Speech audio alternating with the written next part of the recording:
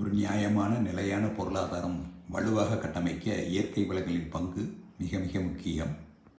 அவ்வாறு இயற்கை வளத்தின் அடிப்படையாக கொண்டு கட்டமைக்கப்படும் பொருளாதாரத்தில் நியாயமான பங்கு அந்த உள்ளூர் மக்களிடம் இருத்தல் வேண்டும்.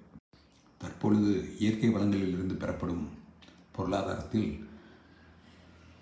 நியாயமான பங்கு அந்த இயற்கை வளத்தினை அருகாமையில் உள்ள மக்களுக்கு கிடைப்பதே இல்லை. உதாரணமாக சோலார் பண்ணைகள். 15 ஆண்டுகளுக்கு முன்பு விவசாய நிலங்கள் ஏக்கர் 50,000 என்று விருதுநகர் ராமநாதபுரம் பகுதியில் விற்கப்பட்டன.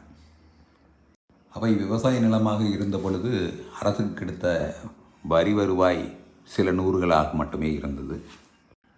தற்பொழுது அந்த நிலங்கள் கார்ப்பரேட் ஆகப்பட்ட பிறகு அதில் பெறப்படும் வருமானம் பல லட்சமாகிவிட்டது. எனினும் விவசாயிகளுக்கோ அப்பகுதி மக்களுக்கோ பலனில்லை.